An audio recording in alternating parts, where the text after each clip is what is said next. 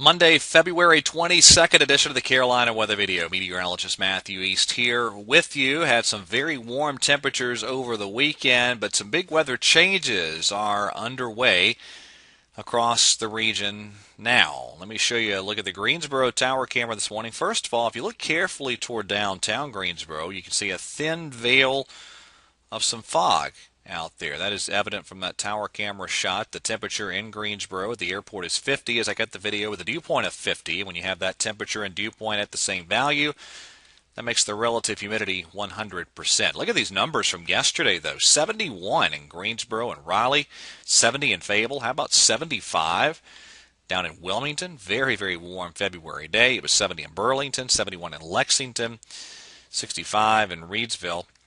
A little cooler in the foothill areas, but boy, what a nice, comfortable afternoon around the Charlotte region, too. It was a great day temperature-wise. Now, we did have some rain in parts of the region, but boy, it was a very, very mild day. There's your fog this morning. It's patchy at best, but we do have some reduced visibility areas on this Monday morning. These are your 5 o'clock hour temperatures early this morning. It is 61 degrees in Myrtle Beach and Charleston, 57 over in Cape Hatteras, 52 in Raleigh, even up in Boone, a relatively mild morning, sitting at 50. I look at the video. Some sprinkles and some very light showers moving through parts of the region this morning and over the past couple of hours.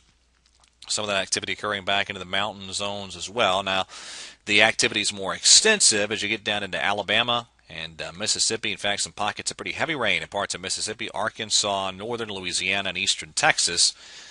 And that's with the first of a couple of waves of low pressure that are going to play a part in our weather. If you were watching my videos last week, we were trying to get a better handle on exactly how this big complex storm system would unfold this week.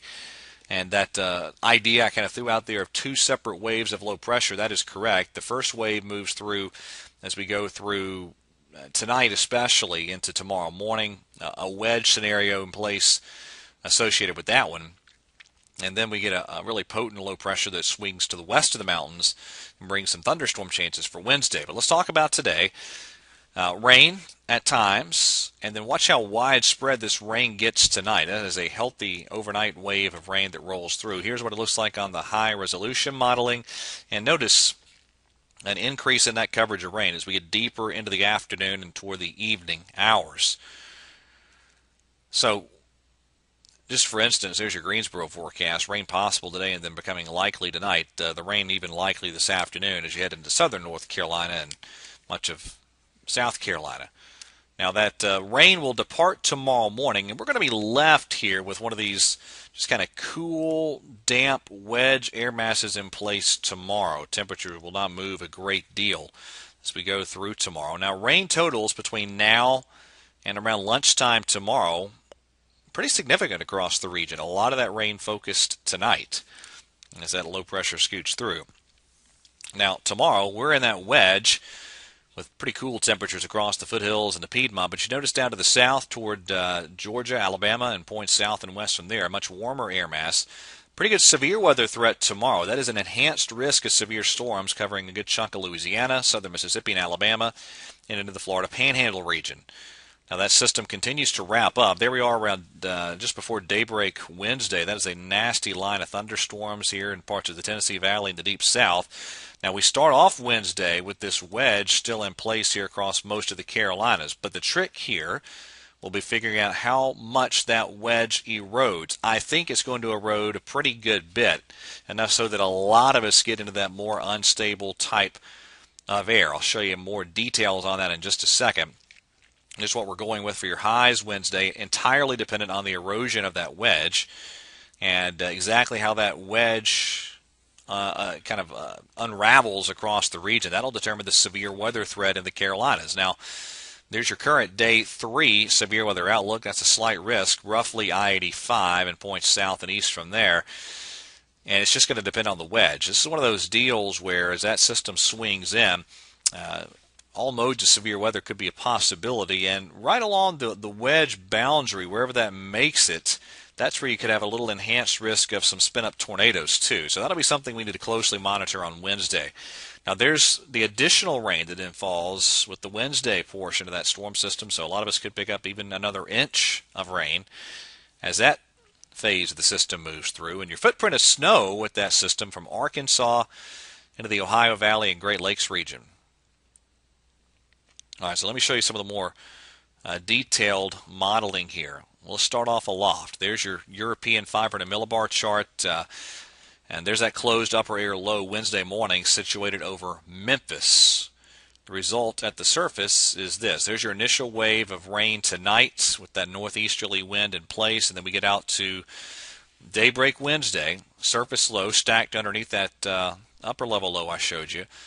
Wedge in place to start off Wednesday, but the air mass destabilizes, and a lot of the Carolinas getting into that warm and unstable air as Wednesday unfolds. You get that pretty good round of rain and thunderstorms. Now, let me show you another perspective on this. Here's the GFS model. First of all, this is a look at today. Rain in much of North Carolina, generally fairly light for a lot of the day, but then the rain really increases tonight. So there's the first half of tonight. There's the second half of tonight.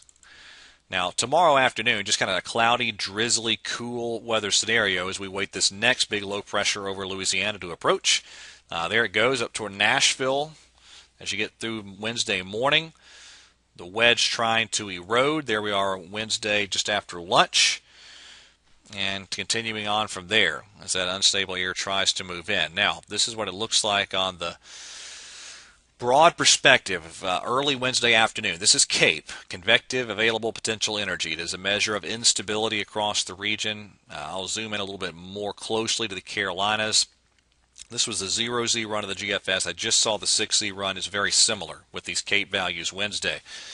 And so again, we'll have to see how this wedge erodes. That could be enough to support a severe weather threat in a good chunk of the region Wednesday. Here's the GFS model, high temperatures Wednesday, and obviously as you get that warmer air in place, more and more instability involved.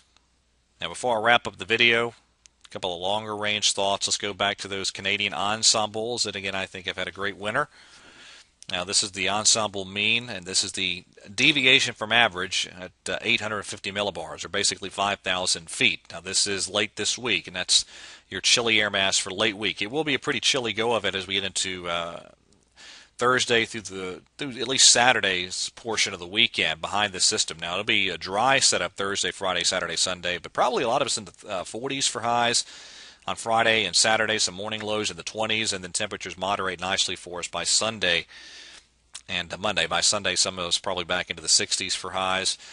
And then what happens next week, there's another little push of cooler air. This is around Wednesday of next week, and then all the way out toward the end of the run there. This is all out of the 8th of March, and that's still a lot of pretty chilly air. Now, I don't see a lot of indications of a brutally cold pattern locking in around our part of the country, but I do see a lot of indications of a relatively cool pattern as we go through late month, starting later this week and extending on into the early stages of March. So we'll see how all that plays out. That's it for today's edition of the video. Everybody have a great day, and God bless.